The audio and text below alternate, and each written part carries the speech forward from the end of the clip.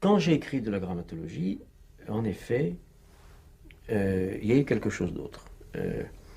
Et même si,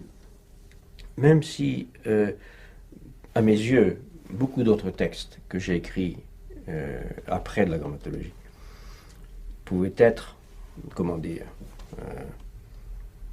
meilleurs, entre guillemets, ou plus riches, ou plus potentiellement, plus intéressants, je ne sais pas, enfin, s'ils pouvaient avoir d'autres qualités, ou non, je ne sais pas.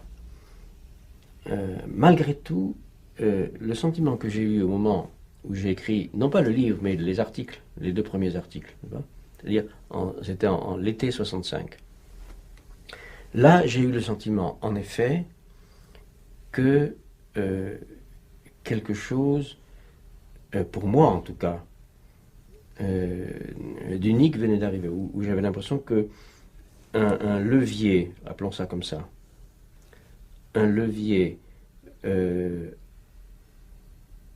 m'était apparu, non pas que je l'ai créé moi-même, j'ai jamais eu le sentiment, même quand je suis content d'un texte, j'ai jamais le sentiment que c'est moi qui... c'est pour ça que j'ai le sentiment à la fois de responsabilité et d'irresponsabilité.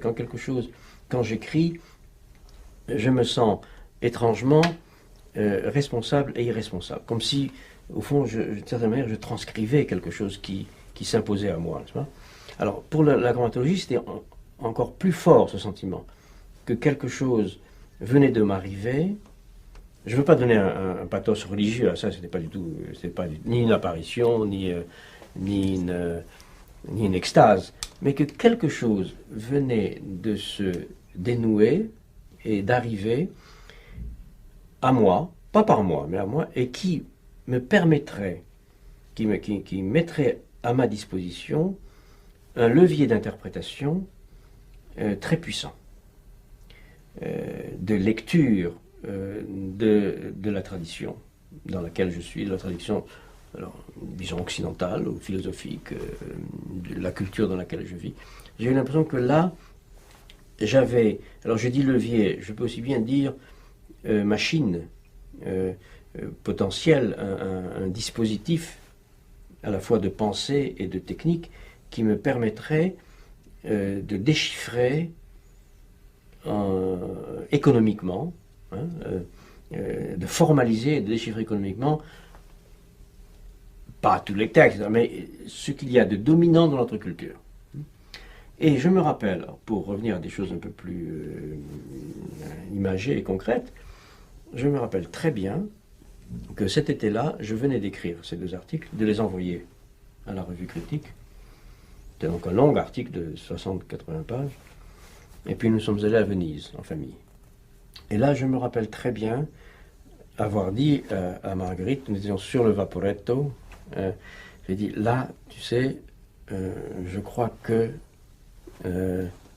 quelque chose s'est passé. Je me rappelle très bien le sentiment étrange d'évidence que je n'avais pas eu auparavant et que d'une certaine manière je n'ai jamais eu après, même si après, il m'est arrivé après d'avoir des expériences très, très fortes avec ce que j'essayais de faire, d'écrire, etc. D'une certaine manière, peut-être d'une autre manière plus forte hein, que Glas ou la carte postale, ce genre de texte, Glas, la carte postale, Circonfession, qui étaient des espèces de séismes quand même pour moi, de petits tremblements de terre d'une certaine manière dans ce que j'écrivais. Néanmoins, jamais je n'ai eu le sentiment, comme avec de la grammatologie, que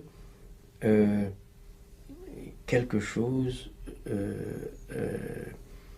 se devenait disponible pour l'écriture, la lecture, l'interprétation, etc. Encore une fois, je ne voudrais pas, ce serait faux, transformer la description de ce moment en description de conversion ou d'extase, de quelque chose de religieux. C'est pas du tout ça, pas du tout. Hein. Mais c'était un moment, j'ai eu le sentiment d'un moment exceptionnel en effet, dans mon travail, comme si tout ce qui a pu suivre devait simplement suivre justement, quoi qu'il arrive.